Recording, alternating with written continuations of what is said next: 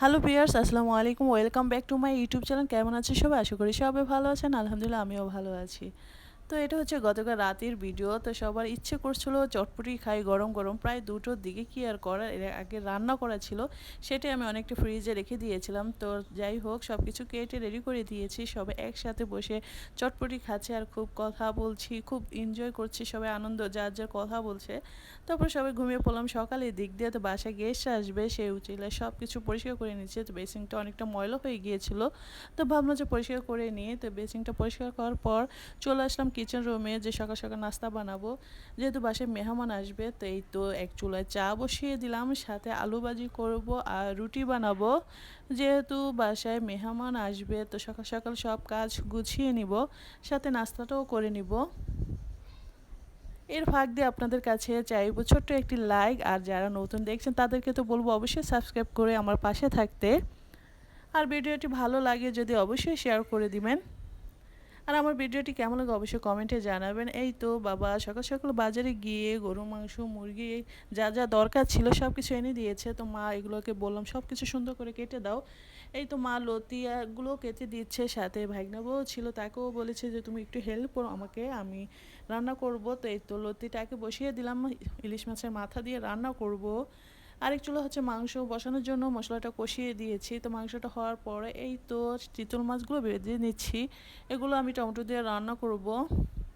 সাথে হচ্ছে ডালও বসাবো, ডাল রান্না করব আম ডাল। আম ডাল খেতে খুবই ভালো লাগে এই গরমে দিয়ে। কে কে আম ডাল খান অবশ্যই কমেন্টে জানাবেন।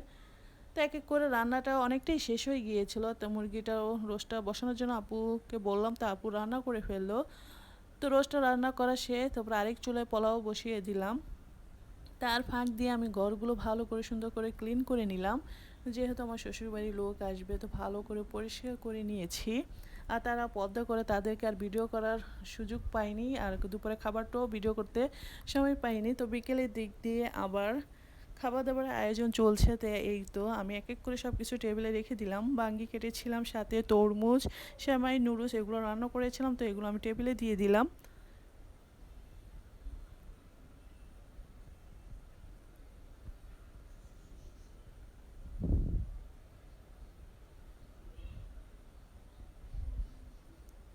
তো নামাজ শেষ করে সবাই একসাথে নাস্তাটা খেয়ে নিলাম। আর সেটাও আপনাদের সাথে শেয়ার করতে পারিনি, সেরকম সব কিছু খাবারগুলো টেবিলে রেখেছে, এটাই আপনাদের সাথে শেয়ার করতে পারলাম। তো শেষ করে এই তো বিকেলের দিক দিয়ে একটু বাইরে গিয়েছিলাম। বাইরে বলতে কি, শ্বশুরবাড়ি গিয়েছিলাম, শাশুড়িকে অনেক দিন দেখি নাই।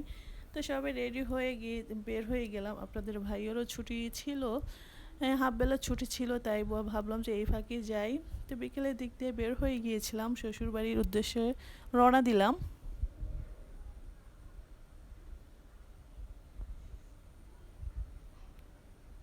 ওই তো আপনাদের ভাইয়া আগে আগেই সামনে এগিয়ে যাচ্ছে, সাথে ছোট ছেলেকে নিয়ে হাঁটতেছিলাম, সাথে পিছনে ছিল বড় ছেলে। তো এই তো সামনে গিয়ে একটি রিক্সা নিয়ে, যেহেতু বেশি দূরে না, তো রিক্সা দিয়ে যেতে পারি আমার শ্বশুর বাড়িতে।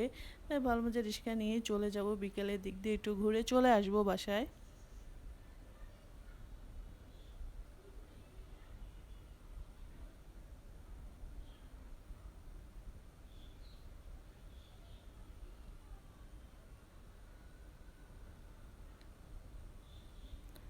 আর প্রচণ্ড রোদ, দুদিন ধরে এত রোদ যে রোদের তাপমাত্রা এত বেশি যে খুবই খুবই গরম পড়েছে। তো গরম পড়েছে, তো কী আর করার, গরম পড়লে তো কিছু করার নেই।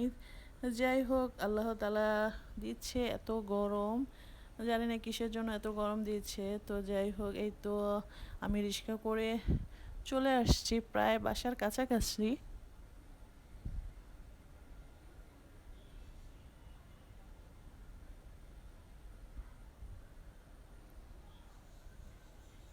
যেহেতু আমার শ্বশুরবাড়িতে গাড়ি দিয়ে যেতে হয় না, প্রায় রিক্সা দিয়ে যেতে পারি, তাই রিক্সা করেই চলে যাচ্ছি। আর আমার রিক্সা দিয়ে বেশি চড়তে খুব ভালো লাগে গাড়ির থেকে, আর যেই গরম পড়েছে গাড়িতে না ওঠাই একদম ভালো লাগে। তাই ভাবলাম রিক্সা করেই চলে যাই। কার কার রিক্সা চড়তে খুব ভালো লাগে আমাকে অবশ্যই কমেন্টে জানাবেন। তো দেখতে দেখতে চলে আসলাম বাড়ির ভিতরে, আর বাড়ির ভিতরে ভিডিও কোনো অ্যালাও নেই। আজ এই পর্যন্ত, আপনারা সবাই ভালো থাকবেন। আসসালামু আলাইকুম।